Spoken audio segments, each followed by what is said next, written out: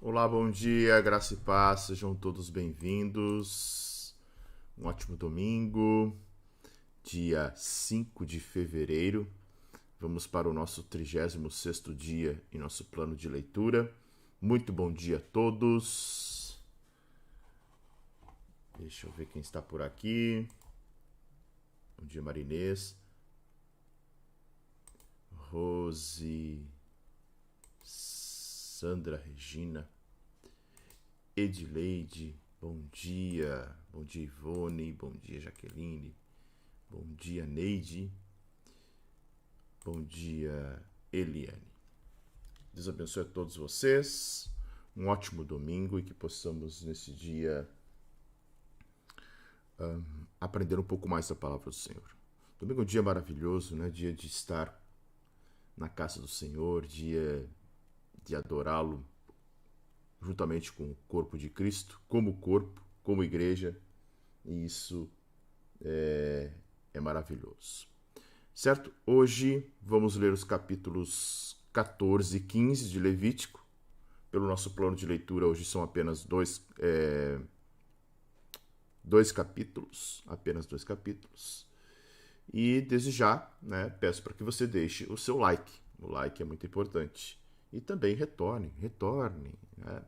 Retorne para o vídeo, comente. Isso também faz com que o vídeo seja relevante e o algoritmo do YouTube entregue ele organicamente aí para mais pessoas. Certo?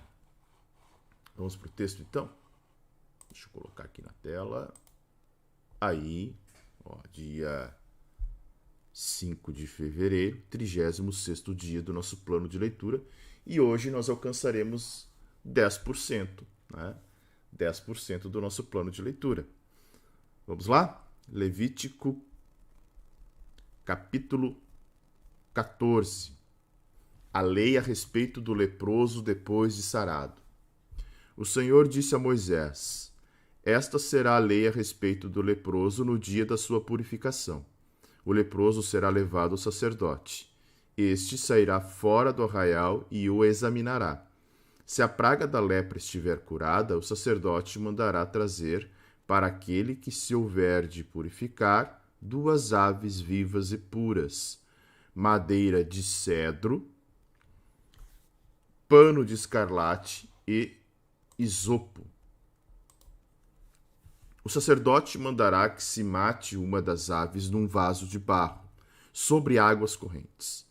Depois o sacerdote pegará a ave que ficou viva, a madeira de cedro, o pano de escarlate e o isopo, e os molhará no sangue da ave que foi morta sobre as águas correntes, e aspergirá 7 vezes sobre aquele que há de purificar-se da lepra. Então o declarará puro e soltará a ave que ficou viva para o campo aberto. Aquele que tem de se purificar lavará suas roupas, rapará todos os seus pelos, se banhará com água e estará puro. Depois entrará no arraial, porém ficará fora da sua tenda por 7 dias. No 7º dia, rapará todo o seu cabelo, a cabeça, a barba e as sobrancelhas. Rapará todos os pelos, lavará suas roupas, banhará o corpo com água e estará puro. No 8º dia, pegará 2 cordeiros sem defeito, uma cordeira sem defeito de 1 ano, 6 litros da melhor farinha para oferta de cereais amassada com azeite e separadamente 1 copo de azeite. O sacerdote que faz a purificação apresentará o homem que houver de purificar-se e essas coisas diante do Senhor, à porta da tenda do encontro. Pegará um dos cordeiros e o oferecerá por oferta pela culpa, juntamente com o copo de azeite, e os moverá por oferta movida diante do Senhor. Depois matará o cordeiro no lugar onde são mortos os animais da oferta pelo pecado e do holocausto, no lugar santo. porque tanto a oferta pela culpa como a oferta pelo pecado são para o sacerdote, são coisas santíssimas. O sacerdote pegará um pouco do sangue da oferta pela culpa e o porá sobre a ponta da orelha direita daquele que tem de purificar-se, sobre o polegar da sua mão direita e sobre o polegar do seu pé direito. Também pegará o copo de azeite e derramará um pouco na palma da própria mão esquerda. Molhará o dedo direito no azeite que está na mão esquerda e daquele azeite aspergirá com o dedo 7 vezes diante do Senhor. Do restante do azeite que está na mão, o sacerdote porá um pouco sobre a ponta da orelha direita daquele que tem de purificar-se, sobre o polegar da sua mão direita e sobre o polegar do seu pé direito, em cima do sangue da oferta pela culpa. O restante do azeite que está na mão do sacerdote, ele porá sobre a cabeça daquele que tem de purificar-se. Assim o sacerdote fará expiação por ele diante do Senhor. Então o sacerdote fará a oferta pelo pecado e fará expiação por aquele que tem de purificar-se da sua impureza. Depois matará o animal do holocausto e o oferecerá com a oferta de cereais sobre o altar. Assim o sacerdote fará expiação pelo homem e este ficará puro. Se for pobre e as suas posses não lhe permitirem trazer tanto, pegará um cordeiro para oferta pela culpa, como oferta movida, para fazer expiação por ele, e 2 litros da melhor farinha, amassada com azeite, para ofertas de cereais, um copo de azeite, 2 rolinhas ou 2 pombinhos, segundo as suas posses, dos quais um será para oferta pelo pecado e o outro para holocausto. No 8º dia da sua purificação, trará isso ao sacerdote à porta da tenda do encontro diante do Senhor. O sacerdote pegará o cordeiro da oferta pela culpa e o copo de azeite e os moverá por oferta movida diante do Senhor.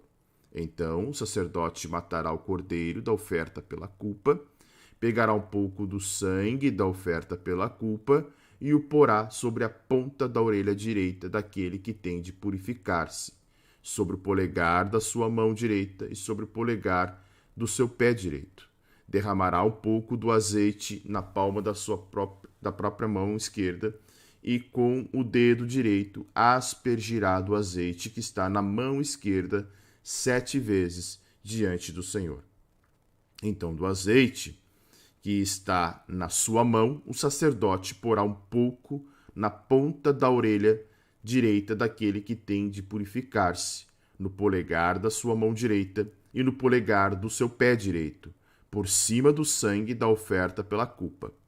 O restante do azeite que está na mão do sacerdote, ele porá sobre a cabeça do que tem de purificar-se, para fazer expiação por ele diante do Senhor. Oferecerá uma das rolinhas ou um dos pombinhos, segundo as suas posses.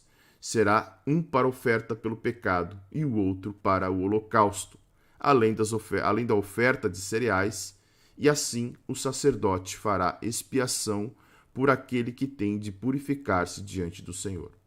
Esta é a lei a respeito daquele em quem está a praga da lepra, cujas posses não lhe permitem o que é preciso para a sua purificação.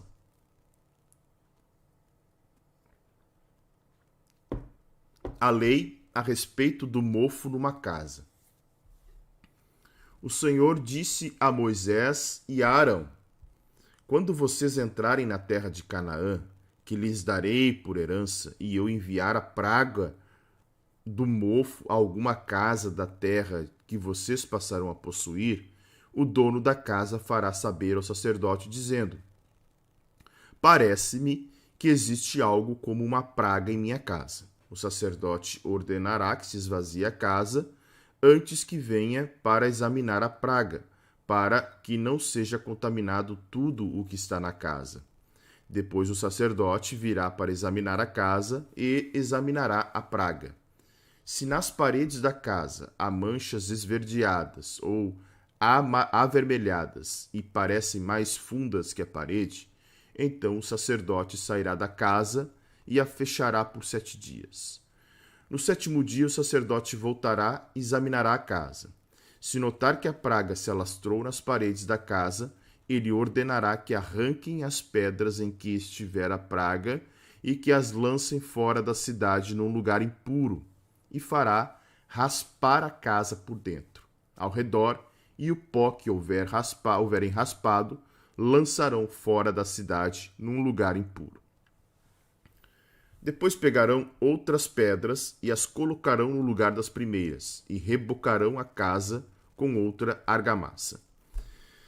Se a praga tornar a brotar na casa depois de arrancadas as pedras, raspada a casa e de novo rebocada, então o sacerdote entrará e examinará.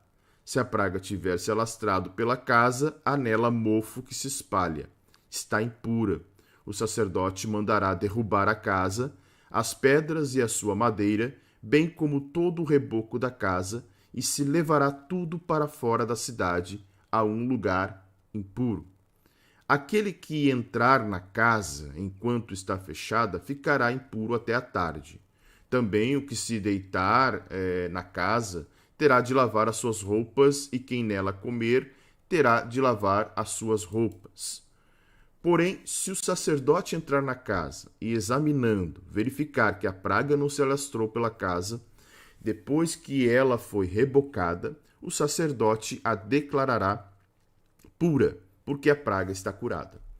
Para purificar a casa, pegará 2 aves, madeira de cedro, pano escarlate e isopo, e matará uma ave num vaso de barro sobre águas correntes.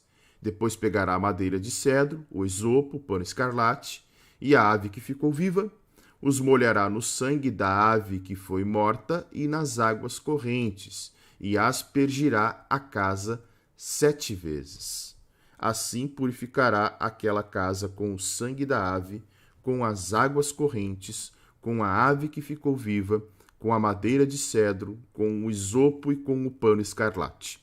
Então soltará a ave que ficou viva para fora da cidade, para o campo aberto, assim fará expiação pela casa e ficará pura.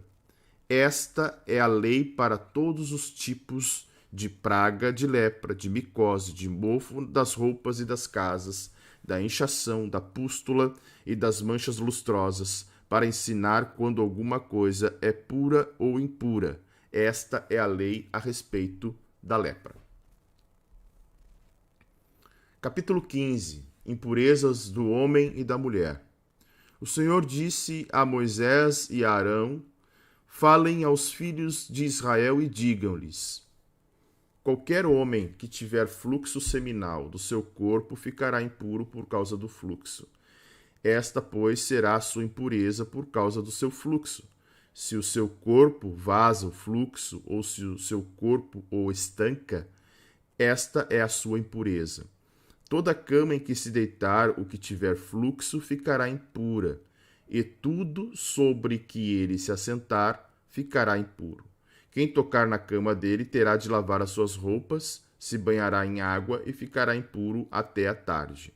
Quem se assentar sobre aquilo em que se havia sentado o homem que tem o fluxo, lavará as suas roupas, se banhará em água e ficará impuro até a tarde. Quem tocar o corpo do que tem o fluxo, lavará as suas roupas, se banhará em água e ficará impuro até a tarde. Se o homem que tem fluxo cuspir sobre uma pessoa pura, essa pessoa lavará as suas roupas, se banhará em água e ficará impura até a tarde. Também toda cela em que cavalgar o que tem o fluxo ficará impura. Quem tocar alguma coisa que esteve debaixo dele ficará impuro até a tarde. E aquele que levar alguma dessas coisas lavará suas roupas, se banhará em água e ficará impuro até a tarde. Também todo aquele em quem tocar o que tiver o fluxo, sem haver lavado as suas mãos com água, lavará suas roupas, se banhará em água e ficará impuro até a tarde. O vaso de barro em que tocar o que tem o fluxo será quebrado, porém todo vaso de madeira será lavado com água. Quando, pois, o que tem fluxo estiver puro, dele serão contados 7 dias para a sua purificação. Lavará as suas roupas, banhará o corpo em águas correntes e ficará puro. No 8º dia, pegará 2 rolinhas ou 2 pombinhos e virá diante do Senhor à porta da tenda do encontro e os dará ao sacerdote. Este os oferecerá, um para oferta pelo pecado e o outro para holocausto, e assim o sacerdote fará por ele expiação do seu fluxo diante do Senhor. Quando um homem tiver emissão de sêmen, banhará todo o seu corpo em água e ficará impuro até a tarde. Toda roupa e toda peça de couro em que houver sêmen têm de ser lavadas em água e ficarão impuras até a tarde. Se um homem tiver relações com mulher e tiver emissão do sêmen, ambos se banharão em água e ficarão impuros até a tarde. A mulher, quando tiver o fluxo de sangue, se este for o fluxo habitual do corpo dela, estará 7 dias na sua menstruação, e quem a tocar ficará impuro até a tarde.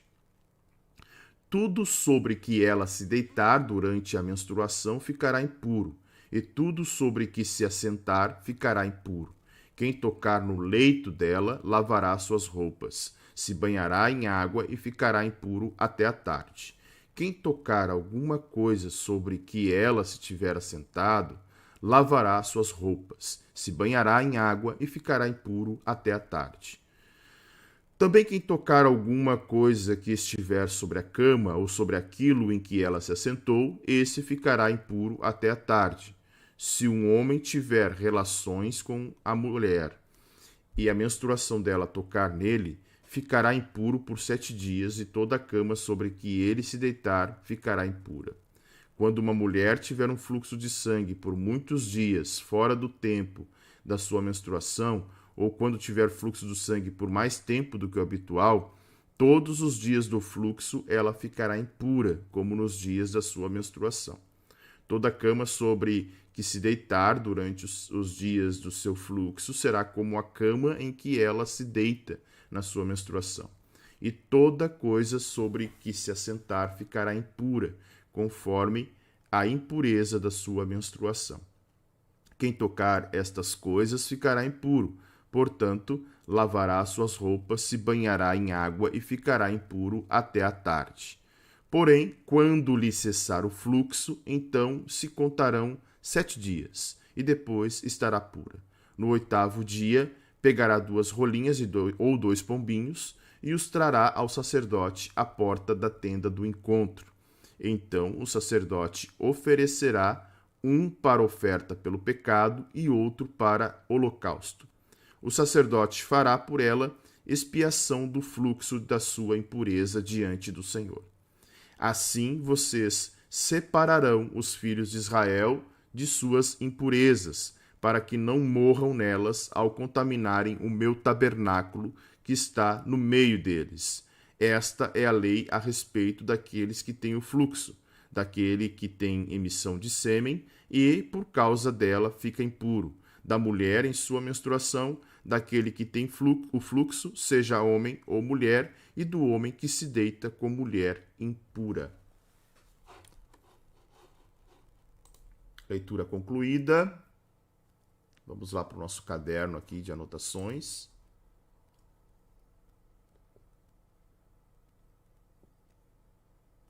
Deixa o seu like.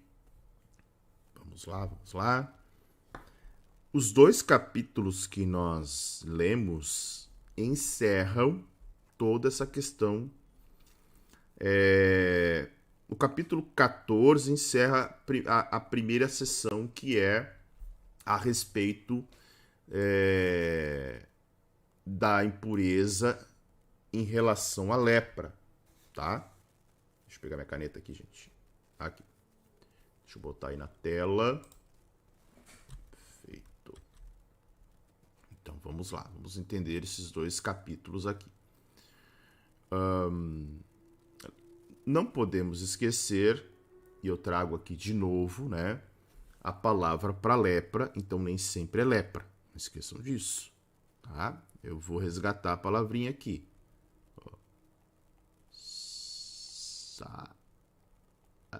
Sarat, tá? Então, era qualquer doença da pele. Isso está muito claro já, né? Nós já entendemos isso aqui. Então, mais uma vez, disse o Senhor, expressão muito repetida. O Senhor disse o Senhor, tá? Então, ou seja, é mais um sinal de que tudo isso, todas estas leis, todas estas regras, tudo está vindo da parte do Senhor, tá? Não podemos esquecer disso, ok? Versículos 2 e 3, nós vamos ver agora a lei a respeito do leproso no dia da sua purificação, tá? Ou seja, aquele que teve uma mancha avermelhada, aquele que teve uma indicação de lepra, aquele que foi determinado como impuro, agora ele está num processo de restauração da sarat, tá? Então aqui é o processo de restauração. Deixa eu ver se vai aparecer aí minha escrita na tela. Vamos ver aqui.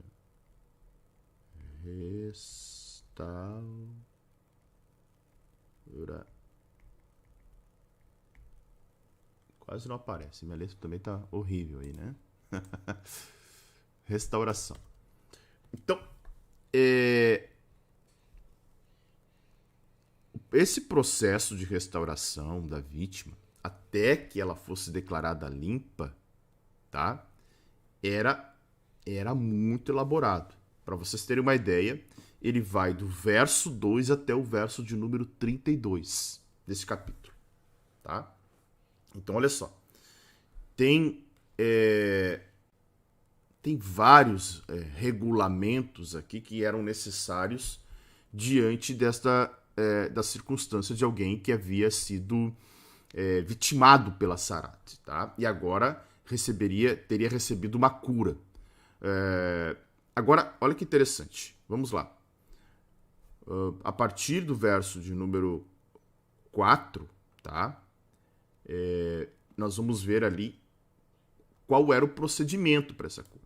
Então, versículo 2 e 3 diz, olha, o leproso será levado ao sacerdote fora do arraial, tá? Até porque, lembram que o leproso já está fora do arraial. O curioso é como se dava essa comunicação, né? Provavelmente, os amigos ou os parentes deste homem ou desta mulher recebiam alguma informação, tá? Porque lembram que eles ficavam fora do arraial, né? Fora do arraial, tá? Não esqueçam disso. Detalhe importante que a Maria chama, que aqui não tem Arão, né? Não tem o Senhor não fala Arão, só fala a Moisés, bem lembrado. Ok? Então, olha só. Como se dava essa comunicação? Provavelmente algum familiar, né? Alguém próximo que pudesse notificar ou até mesmo vindo próximo do arraial. Mas o fato é que todo leproso estava afastado do arraial. O leproso não estava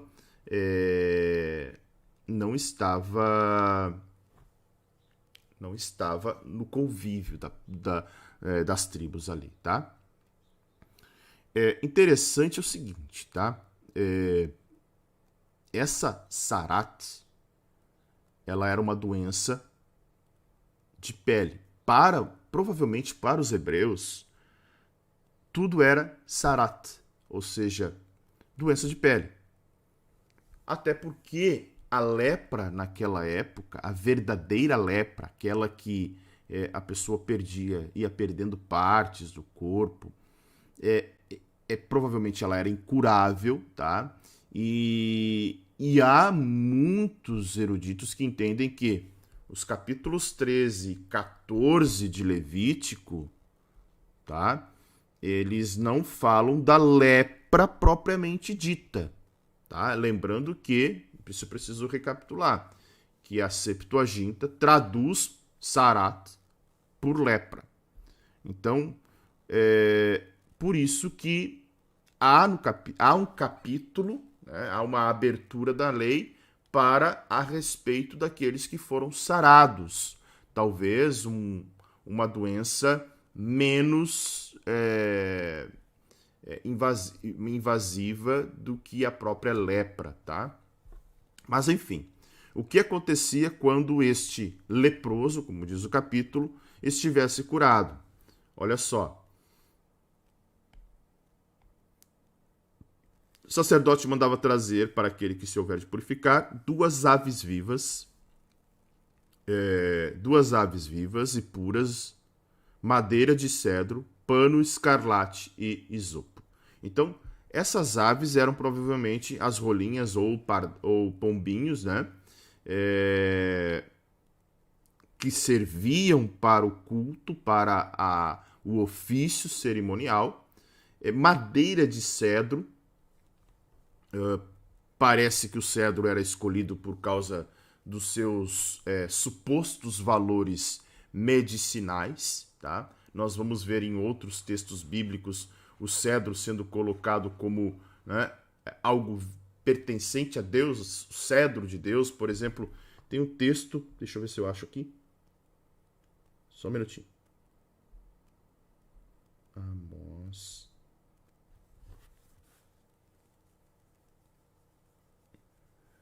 Amós 2:9 vai falar que sobre cedro. Tem um outro texto, acho que é Salmos, deixa eu ver aqui.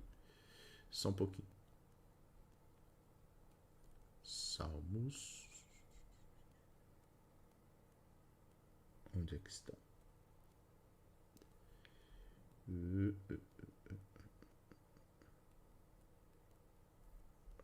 Não achei. Deixa eu ver aqui. 27. Deixa eu ver se eu acho, gente. 27. Não achei. Mas enfim.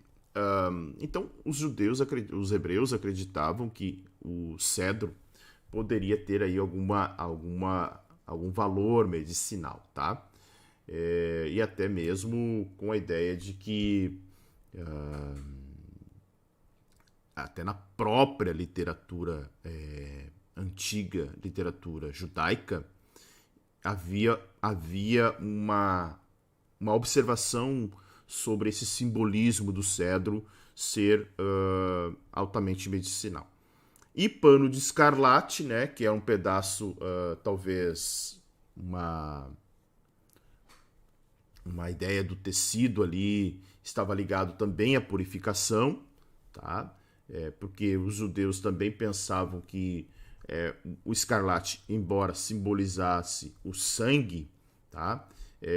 Poderia, de certa forma, ali mostrar a pureza deste sangue a partir do momento em que esse ritual fosse feito. Então, o pano de escarlate era um símbolo que mostrava a pureza do sangue.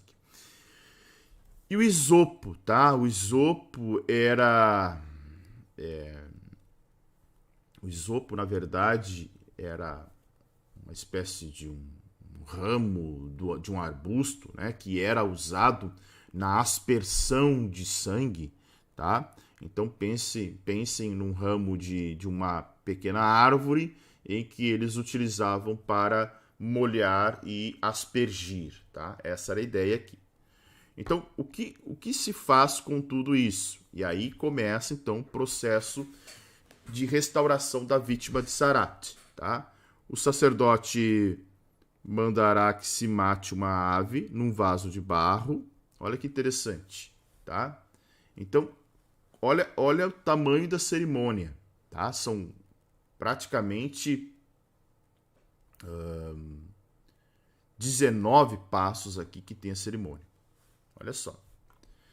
Desses 19 passos, nós vamos ver os primeiros passos são civis, os demais são religiosos, tá? Então, primeiro tinha a cerimônia das 2 aves. Então, era o primeiro estágio da purificação, o estágio civil. Ó, o sacerdote mata uma das aves num vaso de barro, tá? Depois, pegará a ave viva, madeira de cedro, pano escarlate, molha e o isopo e molhará no sangue da ave morta sobre águas correntes, tá? A ave, a segunda ave, vai ser solta. Olha só, esse é o segundo passo. Aspergirá 7 vezes, tá? Sobre aquele que se há de purificar da lepra, então o declarará puro e soltará a ave que ficou viva para o campo aberto.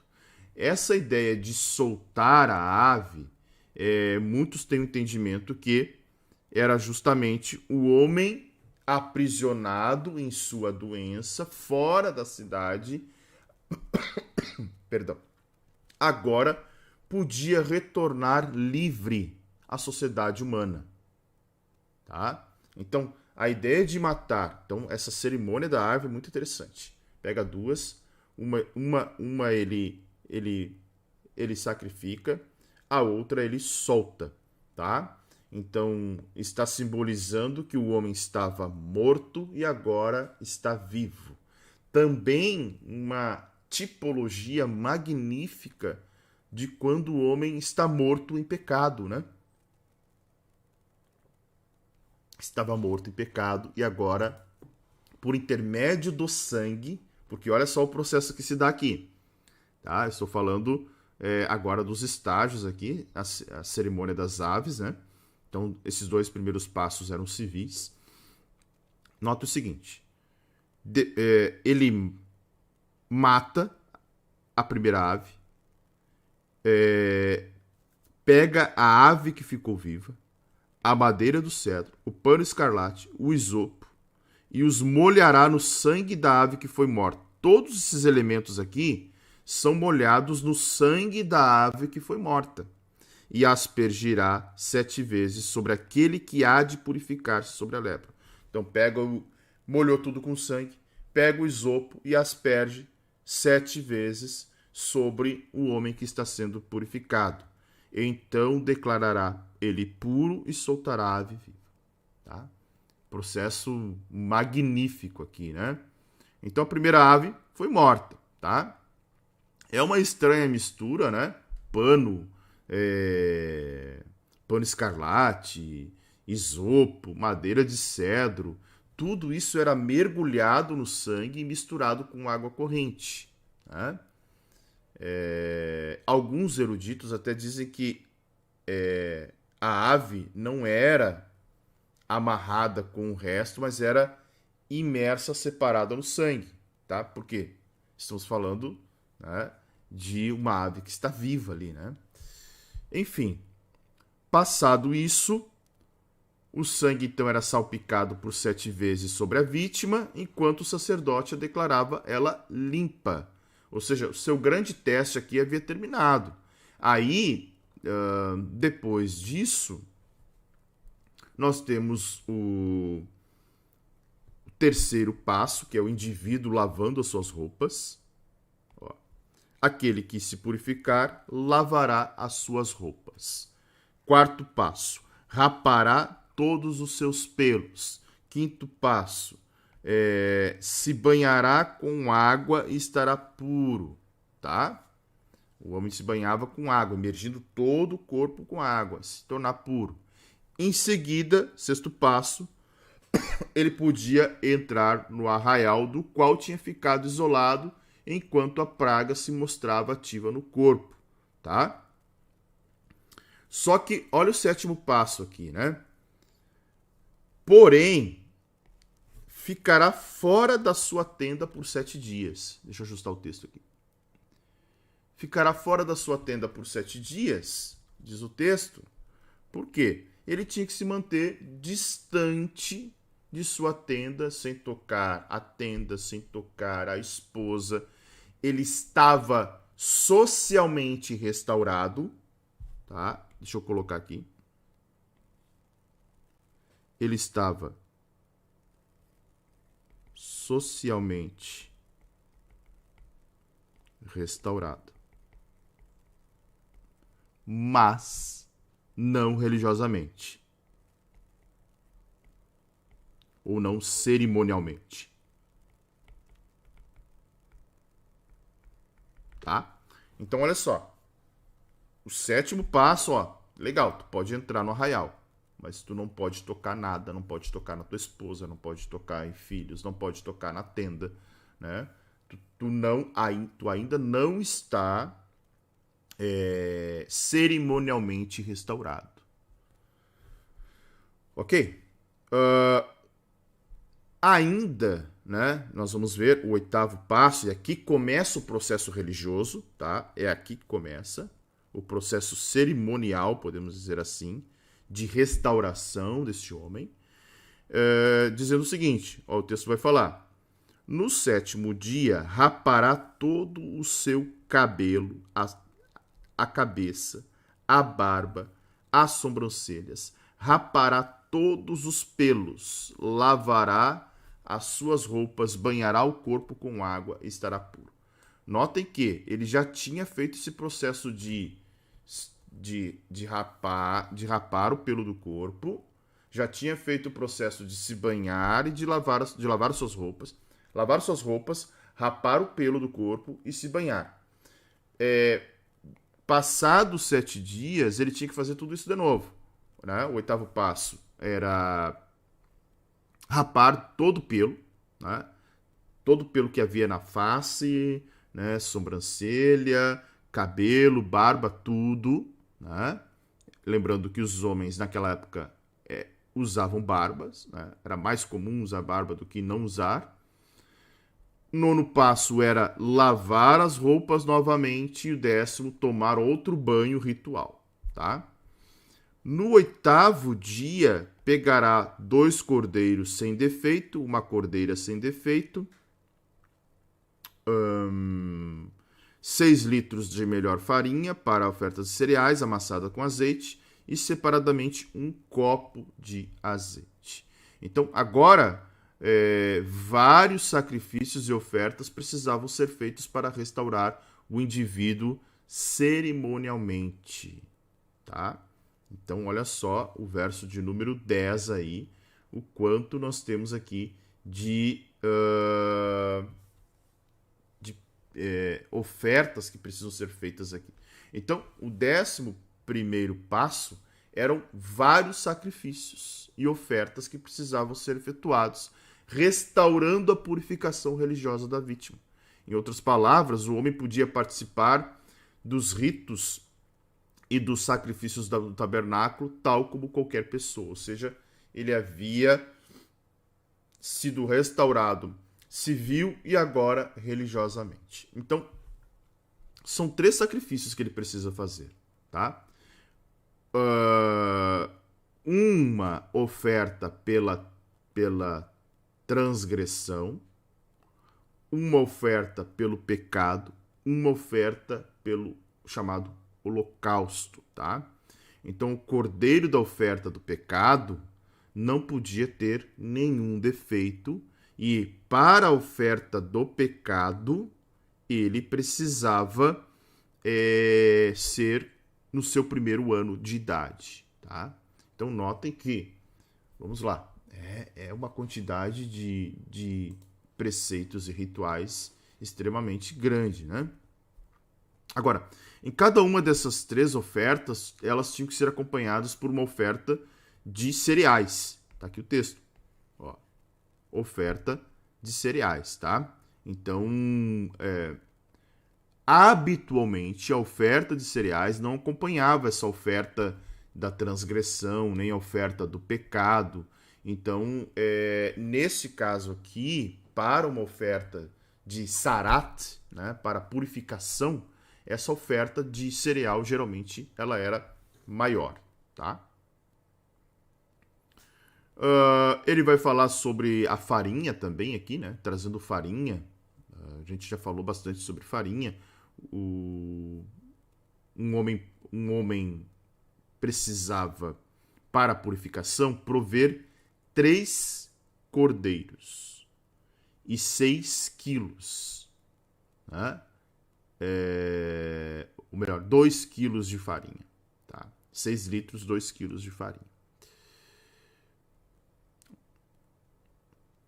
6 quilos de farinha. O pobre que era 2 quilos, tá? Então, o pobre, um homem pobre, precisava trazer somente um cordeiro e 2 quilos de farinha. Seguindo adiante, ele ainda fala de um copo de azeite, né? Poderia ser um copo, né? E aqui não é o azeite da unção, é um azeite apenas de oliva, né? O sacerdote que faz a purificação apresentará o homem que houver de purificar-se e essas coisas diante do Senhor à porta da tenda do encontro, tá?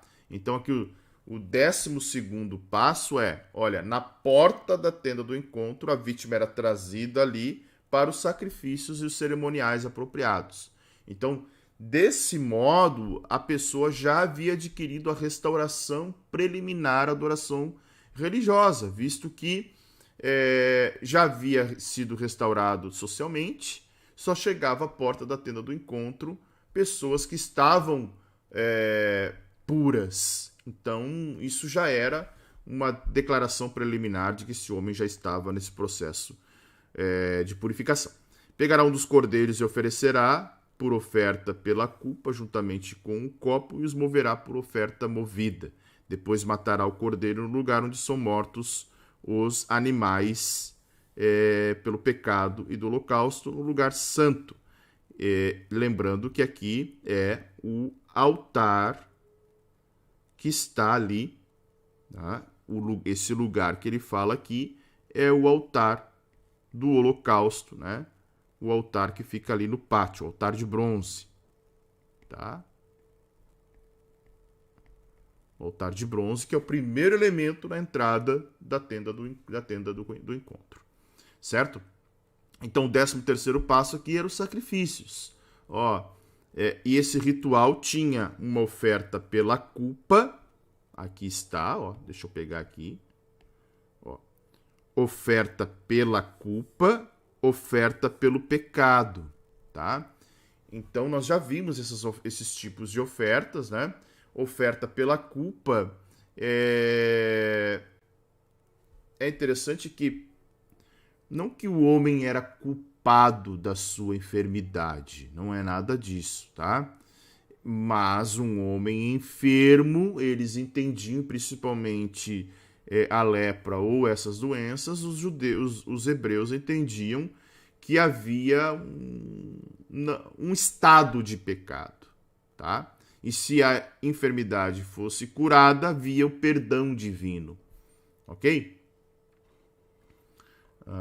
Então era mais ou menos assim essa questão da oferta pela culpa. E a oferta pelo pecado, né? Então sempre que eles chegavam na presença do Senhor, precisavam oferecer uma oferta pelo pecado. E aí, no verso que nós lemos, o sacerdote, tá? E os membros masculinos de sua família tinham uma refeição, tá? Por quê?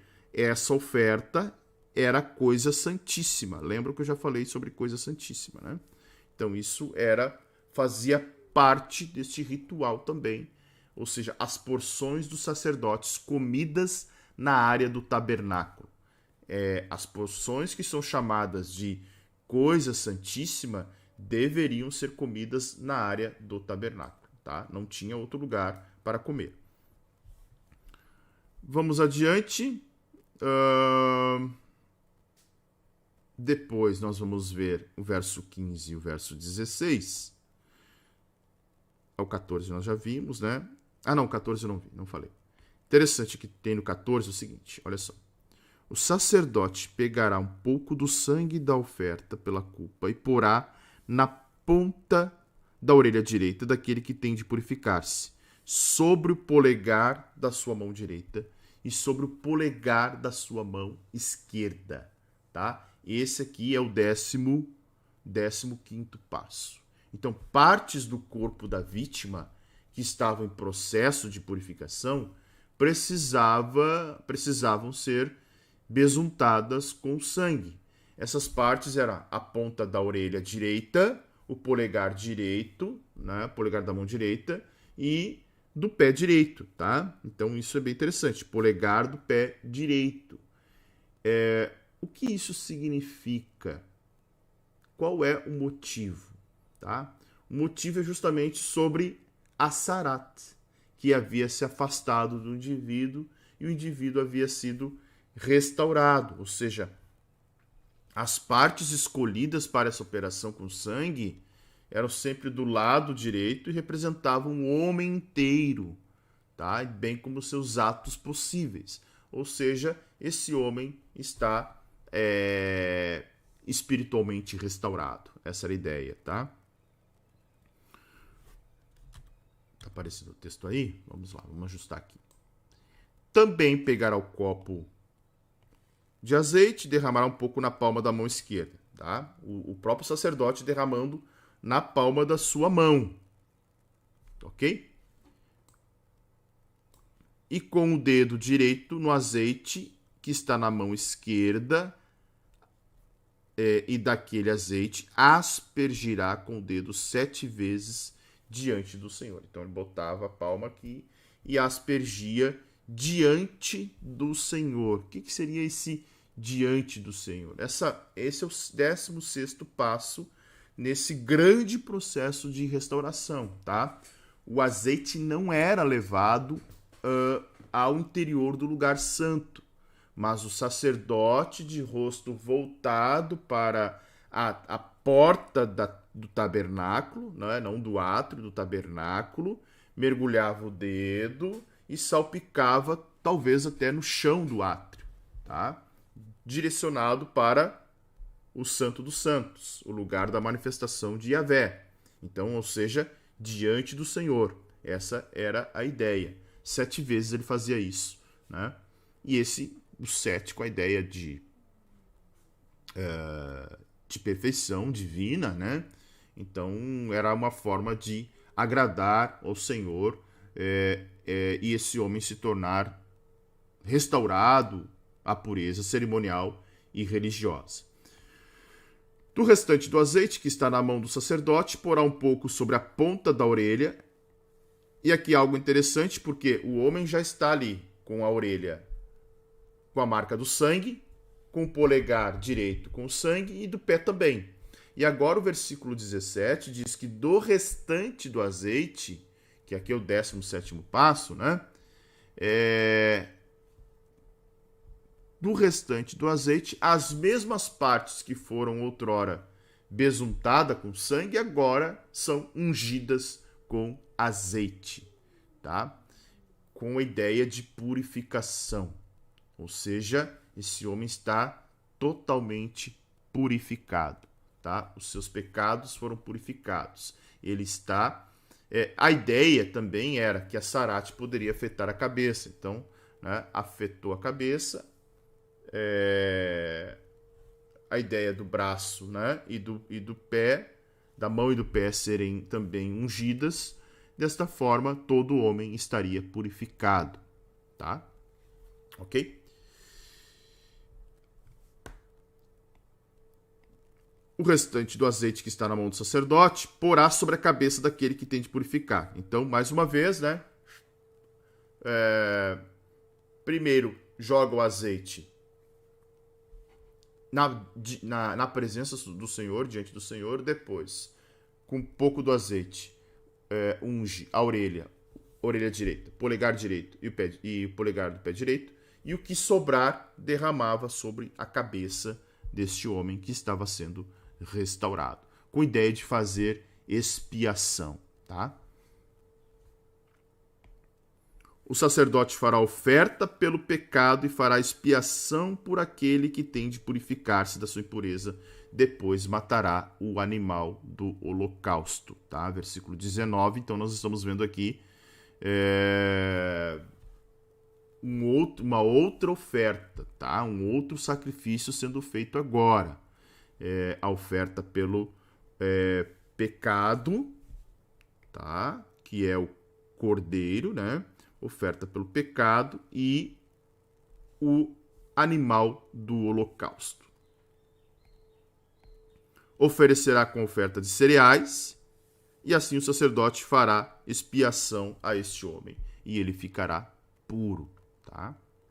Ok? Expiação, então, é a ideia de purificar a pessoa e em relação aos seus pecados. Nós vamos ver na leitura de amanhã, eu até estou fazendo um diagrama bem legal para disponibilizar para vocês, sobre o dia da expiação. O dia da expiação é um ponto muito importante dentro deste livro de Levítico, que eu já falei para vocês, que é um livro que relata o culto ao Senhor dentro da lei mosaica, tá?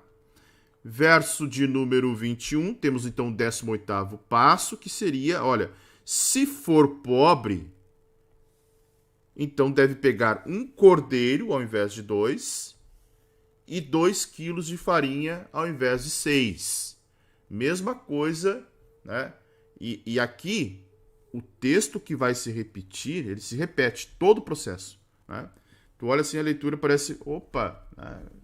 Parece que tem aqui até uma repetição do texto, né? Do versículo 23 até do 23 até o 29. Ele parece uma repetição, mas é isso mesmo, é uma repetição do passo a passo. Qual é a diferença? Se a pessoa tem posse, tem condições, ela traz 3 animais, né? Olha lá o que diz o texto logo no início. Ó. 2 cordeiros sem defeito e uma cordeira sem defeito. Tá? De 1 ano. Tá? Já se a pessoa é pobre, ela não tinha condições, ela traria, se suas posses não lhe permitem, pegará um cordeiro para oferta pela culpa, como oferta movida, para fazer expiação por ele, e 2 litros de farinha. E aí se complementava,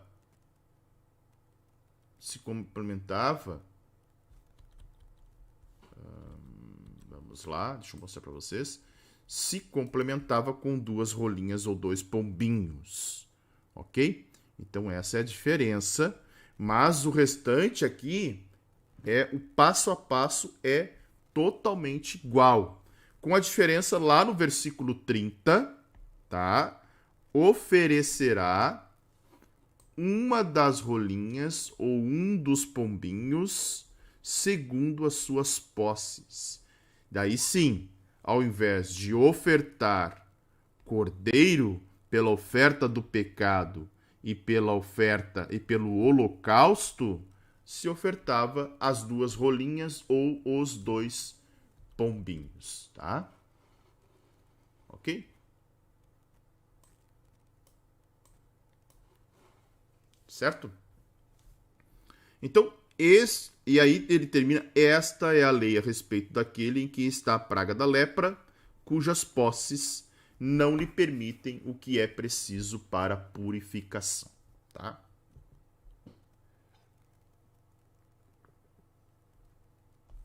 A última parte do capítulo 14 vai falar a lei a respeito do mofo na casa. Lembram que no capítulo de ontem, na leitura de ontem, nós vimos que falava sobre o mofo nas roupas. Lembram? E agora fala sobre o mofo na casa. E aí, até a Maria tinha chamado a atenção antes, né? Agora o texto volta a dizer, o Senhor disse a Moisés e a Arão, tá? Por que da ausência de Arão naquele trecho ali? Ninguém sabe, tá? Mas notem que desde que Arão foi ungido como sacerdote, sumo sacerdote, ele aparece em todas as vezes que Deus fala com Moisés também. Vamos lá. Notem que essa ordem aqui, ela tem, sabe, a gente chama de entrar em vigência, né? Quando uma lei ainda não começou. essa lei aqui não tinha entrado em vigência.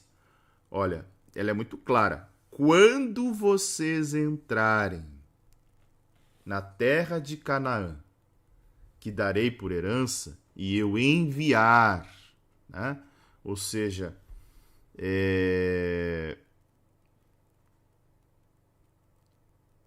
a ideia aqui é o seguinte, e muitos críticos olham isso dessa forma, né? Que esse texto aqui realmente, se ele só tem validade para as casas que eram feitas de pedras, de argila, argamassa, né? Tijolos, até porque esses materiais eles não usavam no deserto, tá? Eles não usavam no deserto. O que eles estão usando no deserto, gente? Tendas. Né? Tendas. Opa. Então, o texto é muito claro. Olha, quando vocês entrarem na terra de Canaã, tá? Que lhe darei por herança. E tem uma coisa que chama atenção nesse texto aqui. E eu enviar uma praga, e eu enviar a praga do mofo. A praga aqui continua sendo sarat. Ou seja, na mente hebreia, não existia essa ideia de invasão de micro-organismos, visto que eles nada sabiam a respeito disso, tá? Nada sabiam. Então, a praga era um mal, e na cabeça deles, enviado, sim, por Yahvé, diante do seu desprazer por causa do pecado. Então, assim, se um homem tinha mofo em sua casa, talvez isso se devesse a algum pecado em sua vida, de acordo com a teologia da época, tá? Olha só que interessante. Então, a sarat era uma questão espiritual para os hebreus e não apenas uma questão de saúde pública. Por isso que o texto vai dizer enviar, tá? Deixa eu trazer uma coisa aqui. A questão social das ofertas é para a posteridade, no sentido dos pobres, ou atual da leitura feita, porque imagino que no deserto todos estavam no mesmo contexto de posses, bem como é como esse próprio texto aqui a respeito de Canaã. Poderia ser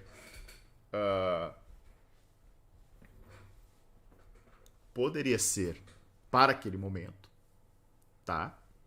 Poderia ser para aquele momento, porque poderia ter alguém que não tinha condições, embora todos estavam no deserto. Lembrando que havia chefes de família, lembrando que daqui a pouco, durante o próprio deserto, durante a própria jornada no deserto, por algum motivo, alguém lhe devia um favor, lhe pagava com uma ovelha, a pessoa ia, sei lá, né? Ia granjeando, assim como acontece na sociedade atual. Era muito para a posteridade, mas também se aplicava para já se aplicava para situações que a pessoa tinha ali. Daqui a pouco a pessoa está no deserto, sei lá, morreu nos animais que ele tinha. Não tem. Poxa, se tornou. Não tem condições de ofertar uma ovelha, né? Então também se aplicava para esse tipo de pessoa ali no deserto mesmo, né? Verso 35. O dono da casa fará a saber o sacerdote, tá? Então, ou seja, havia essa... assim como o homem que podia ser afetado pela praga tinha que se apresentar para o sacerdote, qualquer aparecimento de sarat no meio deles, o sacerdote tinha que ser chamado. Então, era o sacerdote que averiguava tudo isso, tá? E dizendo, olha, parece que existe algo como praga na minha casa. Então, quem atestava isso era o sacerdote. Verso 36, o sacerdote ordenará que se esvazie a casa. Aqui até tem uma questão de sanitária, né? Então, esvazia-se a casa, faz uma inspeção. Então, a palavra sarat aparece aqui de novo, agora como praga, tá? Então, olha que interessante isso, né? E essa Sarate poderia contaminar não somente a casa, mas móveis, utensílios. Então, a ideia aqui era justamente, olha, esvazie tudo, tire tudo que tem dentro da casa. Então o sacerdote atuava como um inspetor, até olhando para ver se, né, não havia nada no interior da casa, uma panela, um vaso, um copo, né, qualquer coisa que pudesse ser contaminada. E a ideia da contaminação aqui, faixas. Deixa eu ver se está aparecendo bem o texto aí. Deixa eu ajustar aqui. Ó. Faixas verdes ou avermelhadas, diz o texto, né? Ó. Manchas verdes, faixas verdes ou avermelhadas, mais fundas que a parede.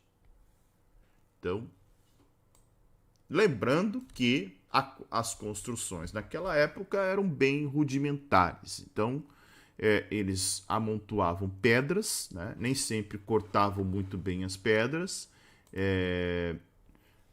E lembrando, né? Esse texto como a Neuzedir falou, esse sim, claramente para a posteridade, no sentido de que era um texto que se encaixaria muito bem para quando eles estivessem em Canaã, ok? Estão em Canaã.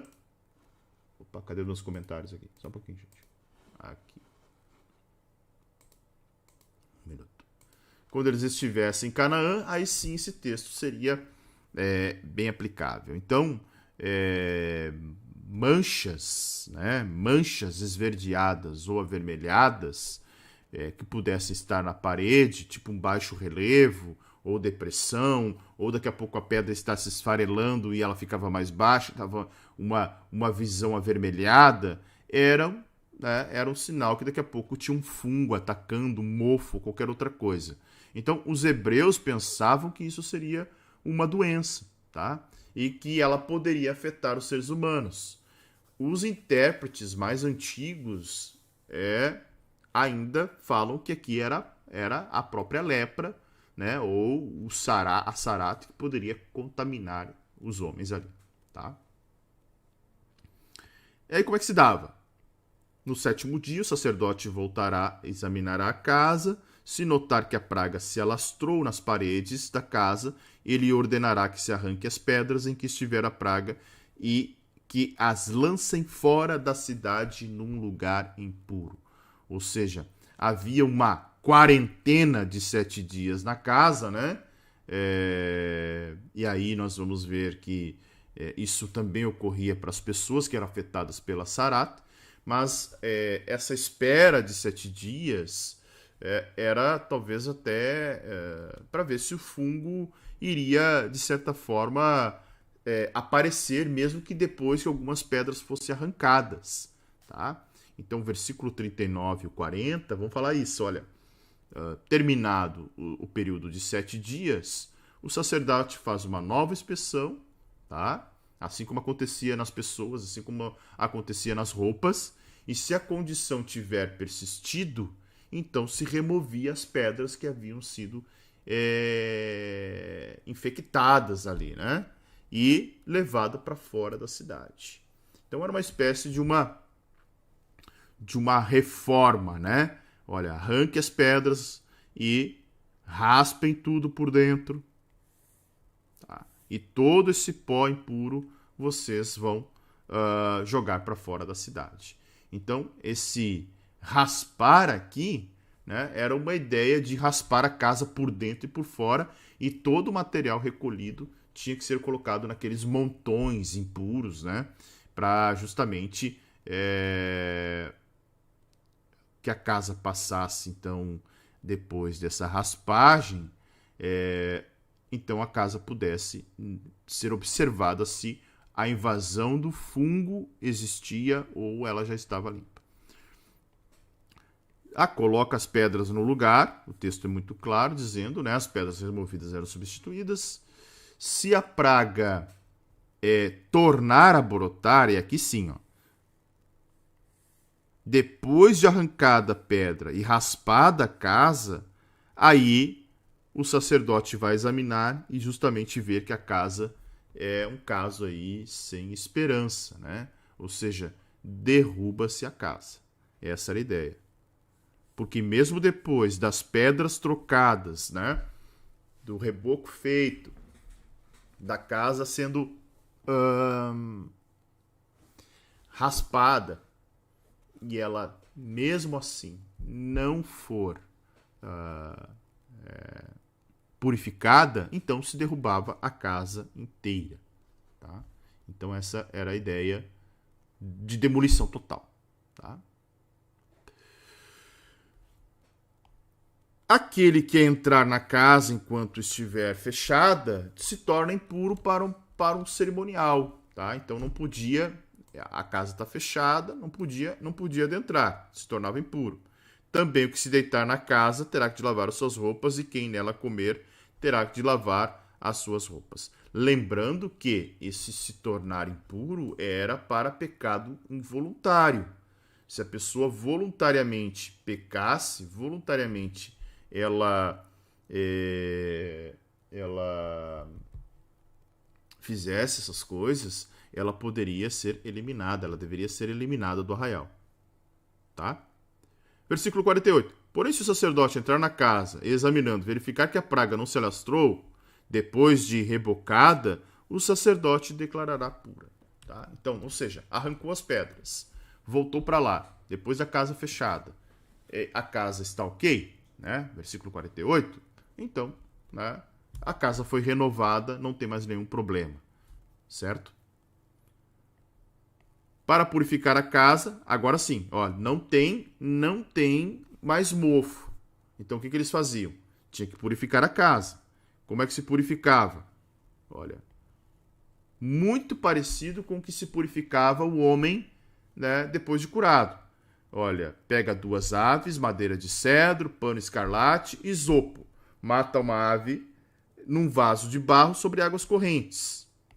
Depois pegará a madeira de cedro, isopo, pano escarlate, a ave que ficou viva, molhará no sangue da ave que foi morta nas águas correntes e aspergirá a casa. Se lá, na purificação, no início do capítulo 14, se aspergia sobre o homem que estava sendo purificado, aqui se asperge sobre a casa. Tá? A casa, assim purificará aquela casa com o sangue da ave com as águas correntes, com a ave que ficou viva, com madeira de cedro, com isopo e com pano. E aí, mesmo processo. Então soltará a ave que ficou viva fora da cidade para campo aberto, e assim fará expiação pela casa, e a casa ficará pura. Ok? E encerra o capítulo 14 dizendo que esta é a lei para todos os tipos de praga de Sarat, né? Seja micose, seja mofo, seja a própria lepra, tá? Seja mofo na casa ou na roupa, seja inchação da pele, né? Seja, sei lá, qualquer infecção, qualquer mancha. Então, a ideia era ensinar que, a respeito desta lei, uma coisa pura era diferente da impura. Então eles precisavam sempre buscar a purificação. Esta era a ideia, tá? A purificação. Então, o grande propósito moral de todas essas complexas regras é reiterado nesse versículo 54. Os homens precisavam distinguir o que era puro do que era impuro. Também uma tipologia até mostrando para que nós, hoje, precisamos também distinguir, né, entre o sagrado e o profano, o bem e o mal, o puro e o impuro. Ok? Capítulo de número 15. Deixa eu ver se está aparecendo na tela aí.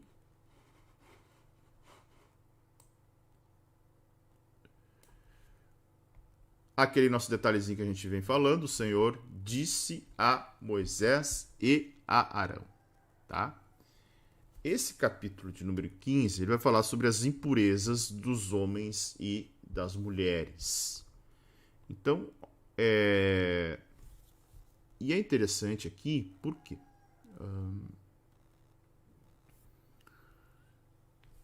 O que o texto está falando aqui é justamente sobre a questão das relações sexuais entre homem e mulher, tá?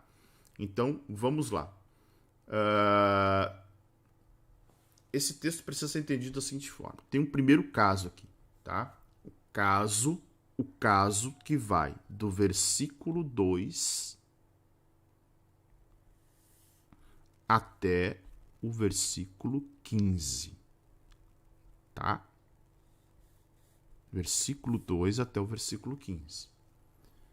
Esse caso aqui, olha, vamos ler o que o texto está dizendo. Falem aos filhos de Israel, diga: qualquer homem que tiver fluxo seminal do seu corpo ficará impuro por causa do fluxo, tá? O que é fluxo seminal, tá?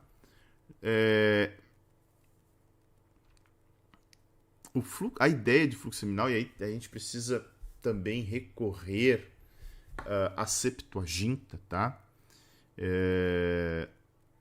No seguinte sentido, tá? Primeiro, Moisés continua instruindo o povo, tá? Aqui é pacto mosaico. Entre estas instruções, havia as leis concernentes às 4 secreções sexuais que estão descritas neste capítulo, que poderiam ser contaminações ou impurezas cerimoniais, tá? Então vamos lá. Primeiramente, essa questão aqui do fluxo seminal, ela poderia tanto ser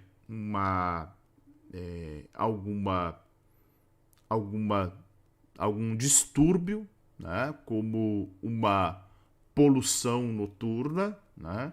O que é uma poluição noturna? É quando o homem emite o sêmen à noite dormindo, né? Muito comum na puberdade isso, muito comum quando a criança está ali saindo entrando na pré-adolescência, né? Para adolescência, então se chama poluição noturna.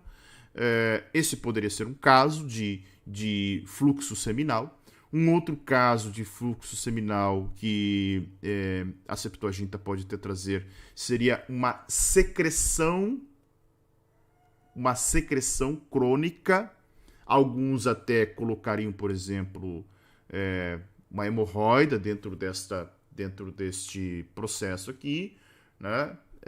Ou ainda uma doença sexualmente transmissível, tá? Também poderia ser um fluxo, lembrando que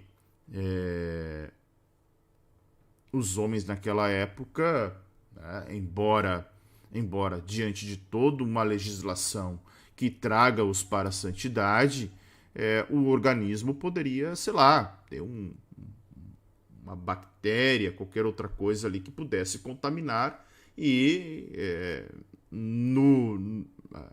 no proceder das suas relações acabavam, de certa forma, contaminando. Então, existem aí uma divagação muito grande do que seria o próprio fluxo seminal, porque mais à frente nós vamos ver que há distinção a respeito disso, certo?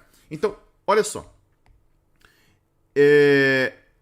Isso também vai tornar o homem puro, né? O seu corpo vaza, o texto está dizendo, né? O versículo 13 é muito claro. Então havia alguma coisa que poderia ser até mesmo um fluxo contínuo, tá? Ou até mesmo, como eu disse, né? Uma doença ali que talvez havia contraído dentro do próprio deserto, né?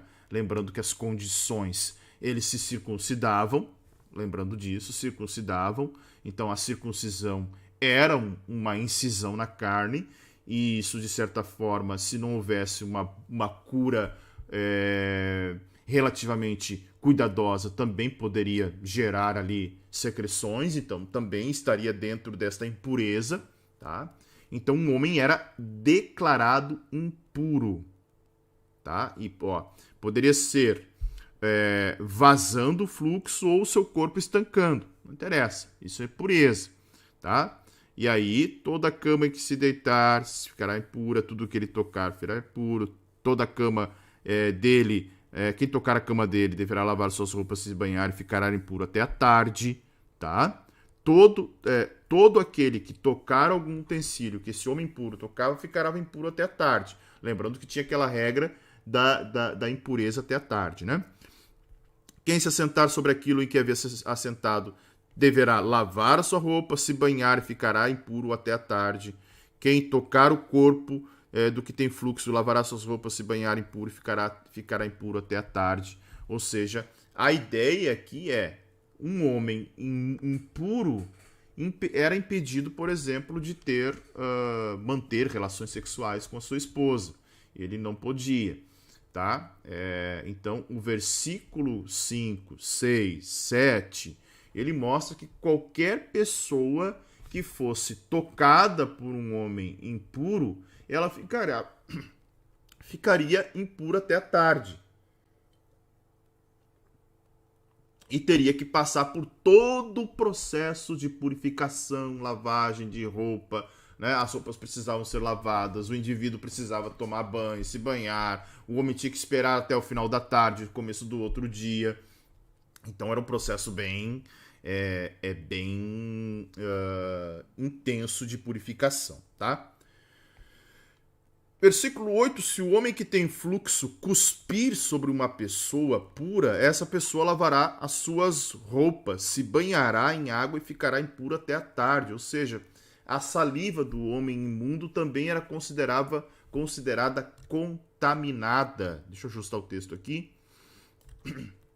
Então, não importa qual era o fluxo que ele estava ali tendo, né, como problema, tá? Poderia ser qualquer fluido saindo do seu corpo. A saliva poderia ser propositada ou acidental. Sei lá, um homem podia tossir, espirrar, né? Então tudo ficava poluído. O homem está imundo, está dentro de casa, espirrou, poluiu tudo, né? Aí já era. Então todo mundo está contaminado ali. Era um negócio assim bem rígido quanto a essa contaminação, tá?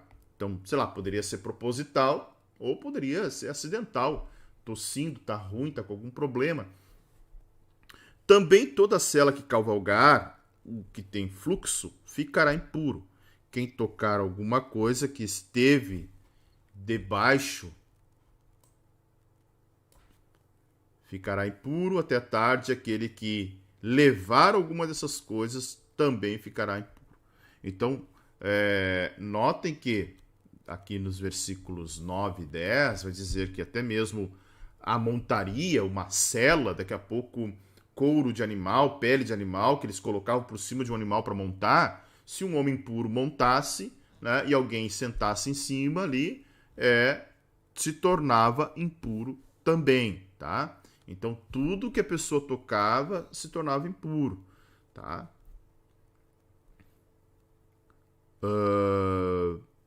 Também todo aquele em quem tocar o que estiver fluxo, sem haver lavado as suas mãos com água, lavará suas roupas, se banhará em água e ficará impuro até a tarde. Então, se esse homem impuro tocasse em alguém com a sua mão, a pessoa também ficaria impuro, a menos que pouco antes a pessoa que fizesse o toque tivesse lavado suas mãos em água corrente, tá? Então, se tocou, o texto também, também todo aquele em quem tocar o que tiver o fluxo, sem haver lavado as suas mãos com água, né? Então, ou seja, a lavagem, né, se não houvesse acontecido a lavagem, de certa forma, até como esse item da lavagem das mãos, talvez é um dos únicos casos em que, dentro da legislação mosaica, em que a lavagem das mãos é uma exigência para prevenir doenças, tá?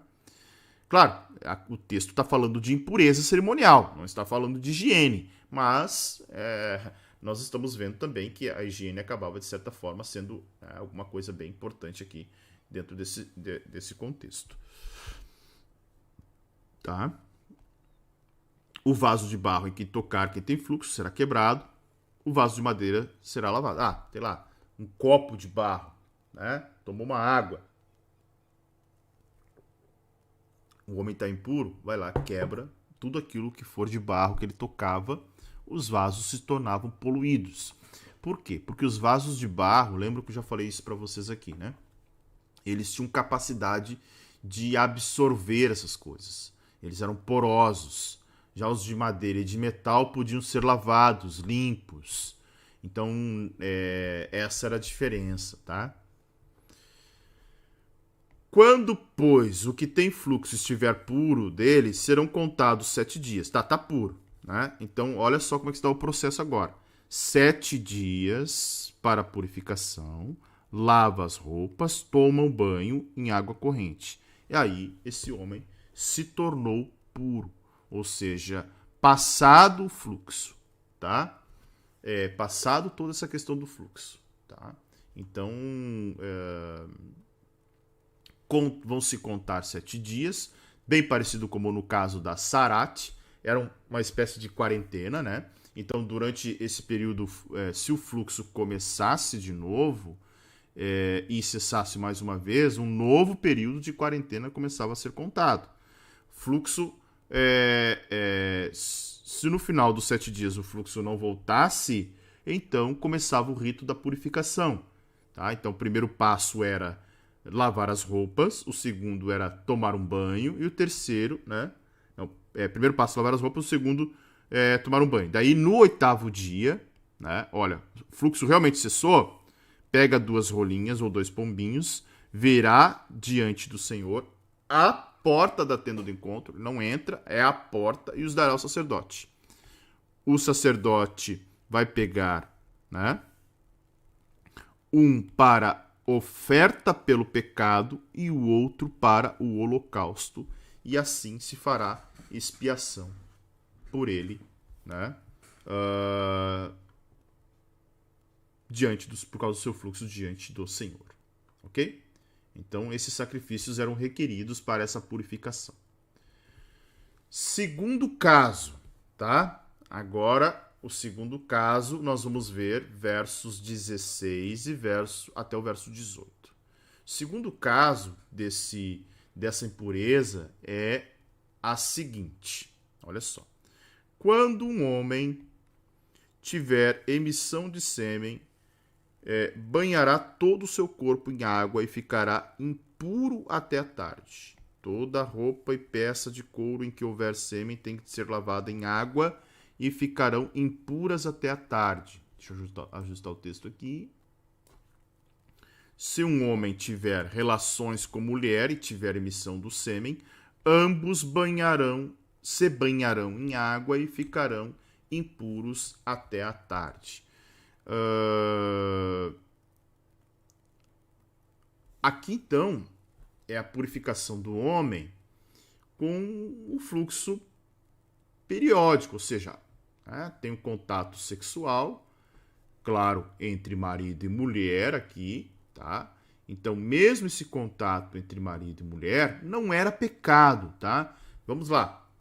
A questão da impureza, e talvez por isso a igreja,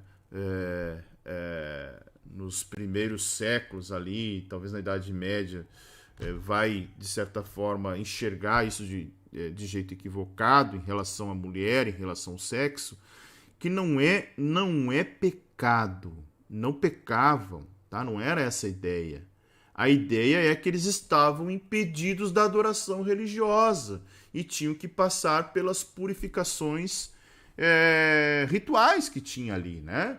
Então o problema não está na atividade sexual, que era normal, né? Era normal, relativamente normal. Então isso poderia acontecer, tá? Então essa questão do sêmen aqui também, em relação ao verso 16, poderia também ser a chamada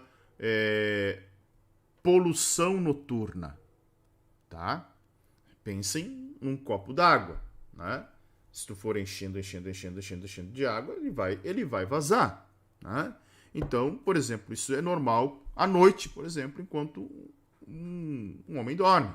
Então, poderia, normal, óbvio, não é normal a partir de uma certa idade, né? É normal, a gente chama da puberdade, tá? Então, olha só, o texto 16 diz que pode ser algo que aconteça, né? Sem o homem ter uma relação, né? Poderia ter uma emissão de sêmen sem relação, tá? Se isso acontecesse, ele tinha que tomar banho e ficava impuro até a tarde. E toda roupa, peça de couro, onde houvesse, também tinha que ser lavada e ficava também impura até a tarde. Se um homem tiver relações com a mulher, né, e emissão do sêmen, o verso 18 vai dizer, ambos ficavam impuros, tá? Então, essa é uma questão que sempre a igreja a própria igreja católica, né, em relação à questão do controle da natalidade, de métodos contraconceptivos, né? Então tudo isso acaba, de certa forma, depois, textos usados de forma fora do contexto ou até mesmo de um jeito anacrônico. A ideia é que, a partir de sua prática sexual, marido e mulher, eles precisavam se purificar, né, para um ato religioso que pudesse existir. Certo? Verso de número 19, aí, a partir do 19, nós temos o terceiro caso, que é a purificação da mulher por causa da impureza da menstruação. A mulher, quando tiver o fluxo de sangue, este for o fluxo habitual. Olha só por que fluxo habitual. Porque lembram que há uma mulher no Novo Testamento que ela tinha um fluxo de sangue que a Bíblia fala que o fluxo durava por 12 anos. Então, aquilo era algo anormal. E aquela mulher era uma mulher impura. Ou seja, quando ela toca as vestes de Jesus, tecnicamente as vestes se tornariam impuras. Mas a glória de Deus, né, no próprio Deus encarnado ali, reverte a situação, faz com que a mulher se torne pura. Né? Olha que coisa interessante. Aquela mulher, ela estava diante da lei impura. Ela tem um fluxo contínuo. E ao tocar as vestes de Jesus, as vestes deveriam se tornar impuras, mas acontece o contrário. Certo? Avançando. Então, a mulher que tiver um fluxo de sangue e for o fluxo habitual do corpo dela, esta estará 7 dias na sua menstruação e quem a tocar ficará impuro. De novo, gente, né? Lembram da impureza? Impureza não tem a ver com pecado, tá? Essa palavra, deixa eu até fazer o seguinte, né? Deixa eu pegar aqui, Levítico 15, né?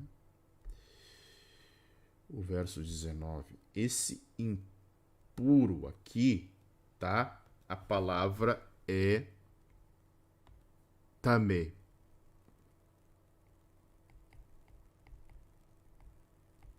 Que significa poluir-se religiosamente, considerado impuro, tá? Então, não tem o sentido de pecado, tá? Não é pecado, é impureza para o culto, certo? Não estava em condições para a adoração cerimonial que existia dentro da lei mosaica, certo? Tudo sobre que ela se deitar, durante a menstruação ficará impuro. Mesma coisa que acontece com o homem ali no seu fluxo, né? Tudo que ela sentar ficará impuro. Quem tocar no leito lavará suas roupas, se banhará, né? Aquele que tocar precisa fazer o processo de lavar a roupa, tomar banho e permanecer até o fim da tarde impuro. Quem tocar alguma coisa sobre que ela tiver assentado, também, lavará a roupa, banhará em água e ficará impuro até a tarde. Tá? Também quem tocar alguma coisa que estiver à cama, que ela se assentou, ficará impuro até a tarde. Se um homem tiver relações com a mulher e a menstruação dela tocar nele, ficará impuro por 7 dias e toda a cama sobre que ele se deitar ficará impuro. Olha só. Deixa eu só ajustar o texto aqui. Verso de número 24. Então, esse versículo aqui, ele tem várias interpretações, tá? Então, Levítico 20, verso 18, a gente precisa ler, tá? 20, verso 18. Ele diz o seguinte: se um homem se deitar com uma mulher no tempo da enfermidade, tá? E aqui enfermidade era traduzida também por menstruação, algumas traduções por menstruação. Deixa eu pegar uma outra tradução aqui, que essa aqui é... Deixa eu pegar aqui. Levítico 20, 18. Tá? A gente precisa analisar esse texto aqui à luz de Levítico 20, 18 também.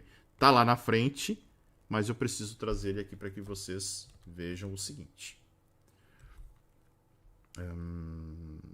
Levítico 20, 18. Diz assim: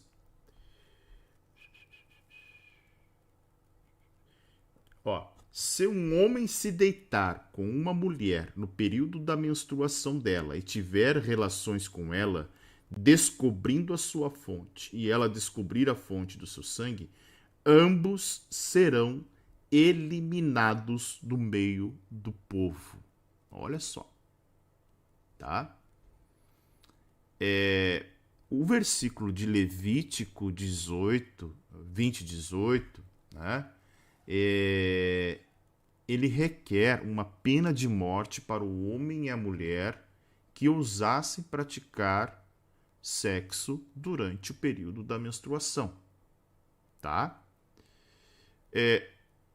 O trecho de Levítico 15, 24 poderia refletir até uma lei anterior, né? Ou ainda, na verdade, o que seria mais plausível aqui é que fosse um caso acidental nesse versículo de número 24. Por exemplo, quando, sei lá, por algum motivo o período menstrual estivesse, a mulher pensado que ele estivesse encerrado e não havia encerrado, ou que ele houvesse começado e a mulher não tinha se tocado que houvesse começado, tá? Então, porque era proibido, né? Levítico 20, deixa eu botar aqui embaixo, Levítico 20, 18, proibia essa prática intencional naquela época, tá? Certo? Então, aqui para Levítico 15, 24, era acidental, provavelmente, e aí, né, e havia toda uma espécie de superstição naquela época, né? Não estou falando do povo de Israel, mas dos povos, né, que, por exemplo, a própria lepra poderia ser pega. Então havia cada coisa assim que realmente por isso que havia essas leis, né? O povo era muito, como é que eu vou dizer assim, desprovido de conhecimento científico, né? Versículo de número 25, daí nós temos o quarto caso, tá? O quarto caso é quando uma mulher tiver um fluxo de sangue por muitos dias fora do tempo. Olha só, aqui sim, não está falando do período menstrual. Aqui se encaixa aquela mulher lá, né, do fluxo de sangue que toca em Jesus. Por quê? Quando uma mulher tiver um fluxo de sangue por muitos dias, fora do tempo da sua menstruação, ou quando tiver fluxo de sangue por mais tempo do que o habitual, todos os dias do fluxo ela ficará impura. Ou seja, aquela mulher lá, ela estava há 12 anos impura. Que coisa, né? Ela estava há 12 anos impura. E mais, meditem agora nessa mulher lá do fluxo de sangue que Jesus a cura. Toda cama sobre que ela se deitar durante os dias do seu fluxo será como cama em que se deita na sua menstruação. Toda coisa que se assentar ficará impura conforme a impureza da sua menstruação. Quem tocar estas coisas ficará impuro. Portanto, lavará suas roupas, se banhará em água e ficará impuro até tarde. Então, notem, né, esse texto aqui é à luz daquele lá, é revelador de um jeito, porque eu fico pensando que são 12 anos de sofrimento para aquela mulher, né? E ainda o texto bíblico dizendo que ela gastou tudo que ela tinha para poder achar cura. Certo? Então tudo que tocasse era como se fosse aquele período da menstruação. Tocou, tá impuro, né? Tem que se lavar, tem que lavar as roupas, tem que se banhar, tem que fazer todo o processo da purificação. Porém, quando lhe cessar o fluxo, então se contarão 7 dias e depois estará pura. Realmente, 7 dias depois. Né? Essa ideia dos 7 dias era justamente para validar. Passou 7 dias. Ela está pura? Beleza. Então, no 8º, parou o sangue. No 8º, pegará 2 rolinhas ou 2 pombinhos e trará o sacerdote à porta da tenda do encontro. Mesmo processo da purificação do homem. Então, o sacerdote oferecerá uma para oferta pelo pecado, a outra para o holocausto, e o sacerdote fará por ela expiação do fluxo da sua impureza diante do Senhor. Né? Mesma situação do homem, onde tem uma oferta pelo pecado e uma oferta para o holocausto. Ok?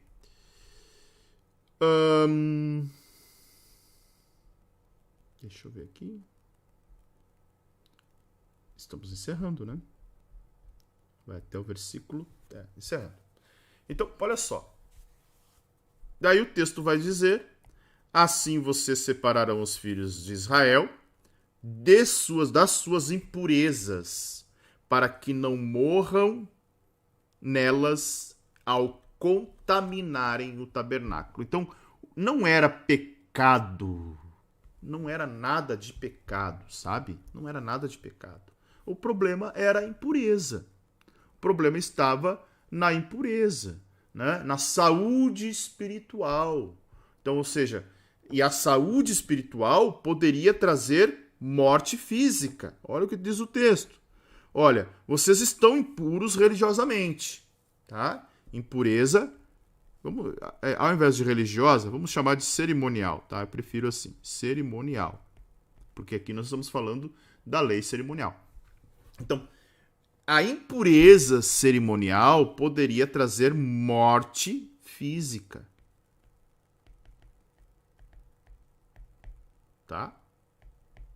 Poderia trazer morte física. Ok? Então, é isso que aponta esses decretos divinos. É para isso. Porque o tabernáculo era santo, era um lugar de santidade, era um lugar da presença do próprio Deus.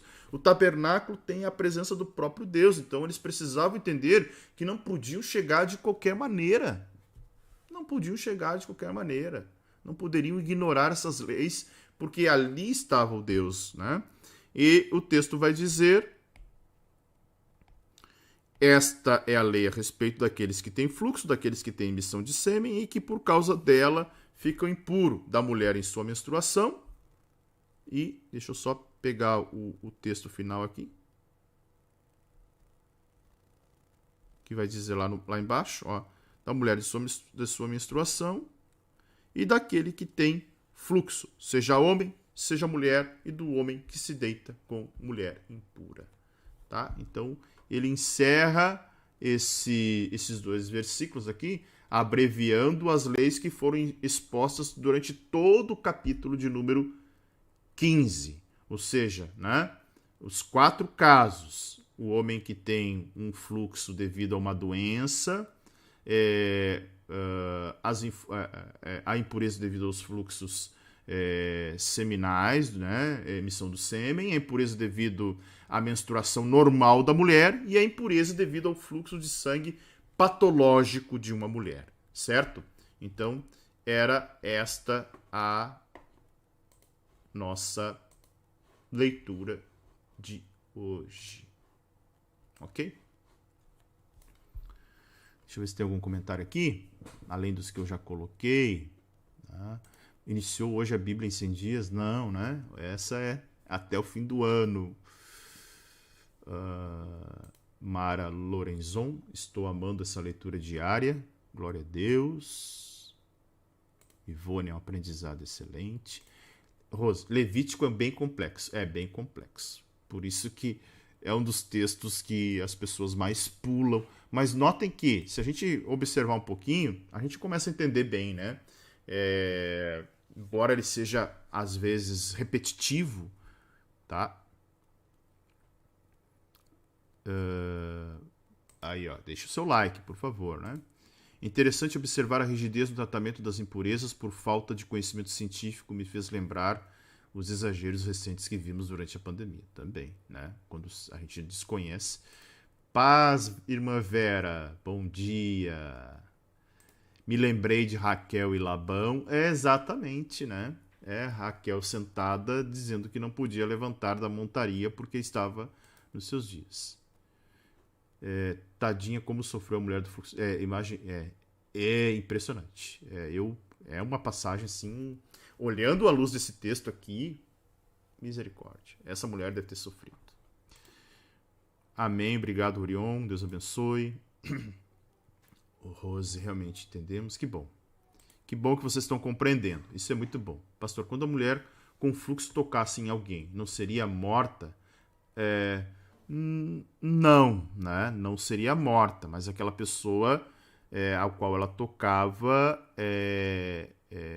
tornava impuro, né? Tornava as coisas impuras ali, tá? Certo, gente? Espero que vocês tenham gostado. Que Deus abençoe a todos vocês. Deixe o seu like, não esqueça de deixar o seu like. Não esqueça de ativar as notificações. Torne-se um membro do canal se você, né, puder se tornar. Leitura maravilhosa. Amém, Sandra. E amanhã estamos aqui às 6 da manhã. Né? 6 da manhã com a nossa leitura avançando. Deixa eu botar aqui, ó.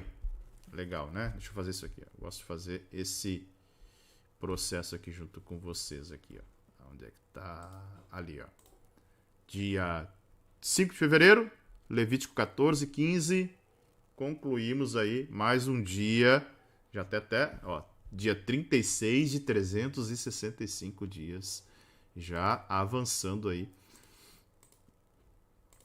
Alcançamos 10% da nossa leitura bíblica. Certo? Que Deus abençoe a todos vocês. Fiquem na paz que excede todo entendimento. Um ótimo domingo. Obrigado. Né? Obrigado, Orion. Obrigado, Neuzedir. Deus abençoe a todos vocês. Um ótimo domingo e até amanhã, se o Senhor Deus permitir.